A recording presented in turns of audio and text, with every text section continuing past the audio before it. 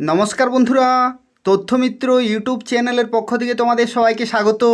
আজকে এই ভিডিওতে আমরা আলোচনা করব ত্রিপুরায় অত্যন্ত গুরুত্বপূর্ণ একটি খবর সম্পর্কে, এবং যেটি হচ্ছে ত্রিপুরাতে টোটাল ভ্যাকেন্সি 52,000, অর্থাৎ 52,000 শূন্যপদ রয়েছে ত্রিপুরাতে সমস্ত দপ্তরগুলি মিলিয়ে।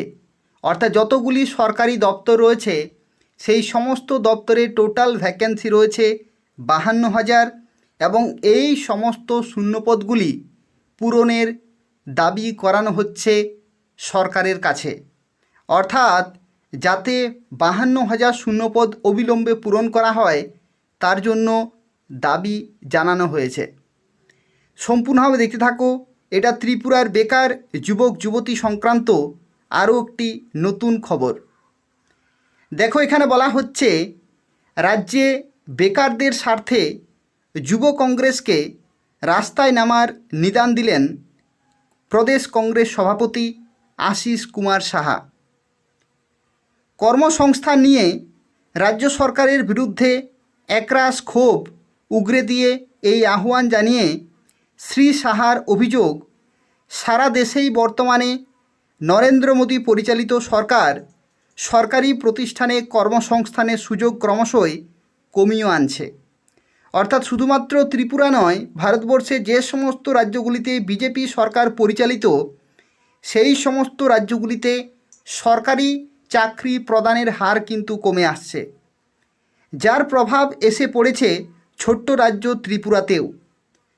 আজ অর্থাৎ রবিবার আগরতলা স্টুডেন্ট হেলথ হোমে ত্রিপুরা প্রদেশ যুব কংগ্রেসের নবনির্বাচিত প্রতিনিধিদের নিয়ে এক্সিকিউটিভ কমিটির বৈঠকে প্রতিটি যুব কর্মীদের কাছে এই আহ্বান জানান তিনি। যুব কংগ্রেসের সর্বভারতীয় ইনচার্জ মনীষ শর্মার উপস্থিতিতে বৈঠকে শ্রী সাহা কেন্দ্রীয় সরকারের বেকার বিরোধী নীতির তীব্র সমালোচনার পাশাপাশি রাজ্য সরকারেরও তীব্র সমালোচনা করেন।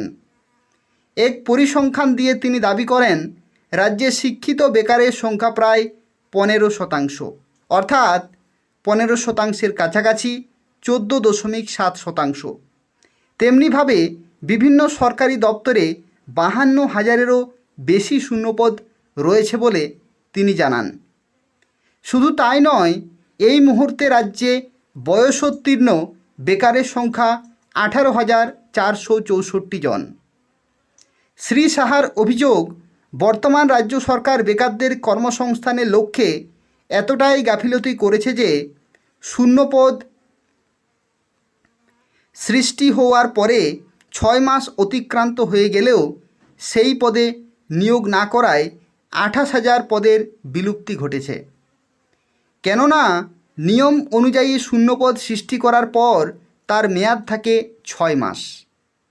এই নির্দিষ্ট সময়ের মধ্যে শূন্যপদগুলি পূরণ না হলে তার বিলুপ্তি হয়ে যায়।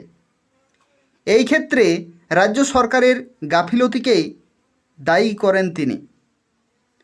প্রদেশ সভাপতি আশিস কুমার সাহার আরও মারাত্মক অভিযোগ, 2017 সালে রাজ্যে সরকারি চাকরির সংখ্যা ছিল 1,52,436 জন।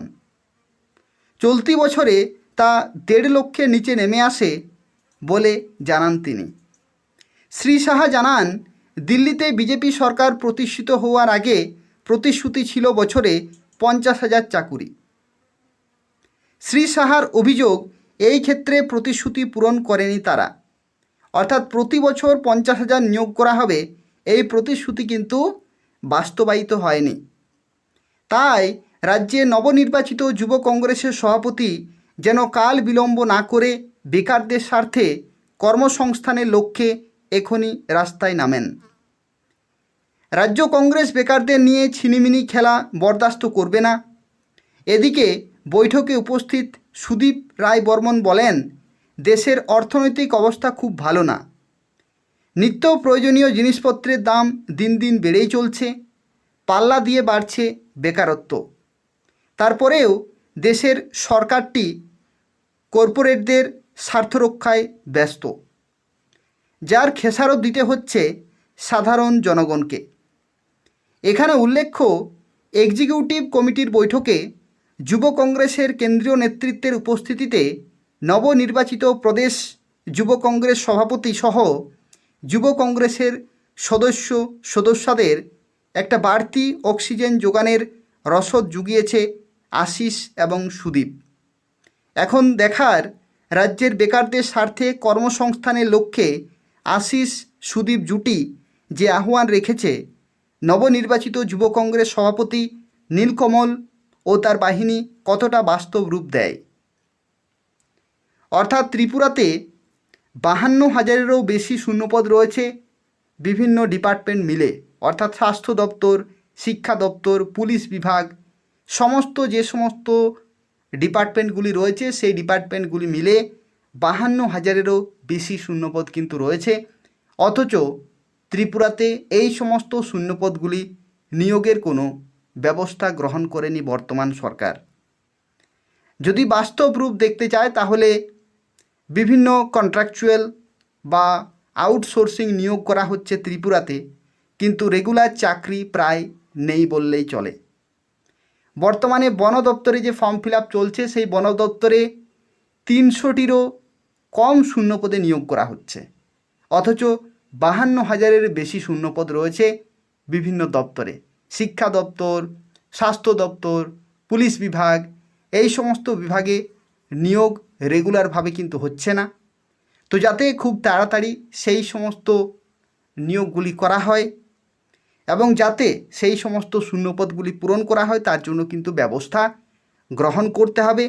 এই রকমই দাবি কিন্তু করা হয়েছে যুব কংগ্রেসের তরফ থেকে। এই হচ্ছে অত্যন্ত গুরুত্বপূর্ণ একটি খবর। দেখা যাক এই দাবির পরে বর্তমান সরকার কী পদক্ষেপ নিচ্ছে, সেটাই কিন্তু দেখার বিষয়। কারণ বিভিন্ন দাবি কিন্তু সরকার কাছে তুলে ধরা হয় এবং সেই দাবির প্রতিক্রিয়ায় সরকার নির্দিষ্ট ব্যবস্থাও কিন্তু গ্রহণ করেন। দেখা যাক বাকি যে সমস্ত দপ্তরগুলি রয়েছে, শিক্ষা দপ্তর রয়েছে, স্বাস্থ্য দপ্তর রয়েছে, সেই সমস্ত দপ্তরে কবে নিয়োগ করা হবে, তার আশায় কিন্তু প্রত্যেকটা বেকার যুবক যুবতী অপেক্ষা করে আছেন। যখনই সরকারের তরফ থেকে কোনো নোটিফিকেশান আসবে, কোনো নিয়োগের খবর আসবে, আমি তোমাদের সময় মতো জানিয়ে দেব। তো সেজন্য তোমরা প্রত্যেকেই তথ্যমিত্র চ্যানেলটি সাবস্ক্রাইব করে রাখো। এই তথ্যমিত্র চ্যানেলটি সাবস্ক্রাইব করে রাখলে ত্রিপুরার সমস্ত চাকরির খবরগুলি তোমরা সময় মতো পাবে। অর্থাৎ কোনো চাকরির খবর তোমরা মিস করবে না, ঠিক সময়ে খবরগুলি পেয়ে যাবে এবং ঠিক সময়ে তোমরা ফর্ম ফিল আপ করতে পারবে। অবশ্যই চ্যানেলটি প্রত্যেকে সাবস্ক্রাইব করে রাখো। ধন্যবাদ।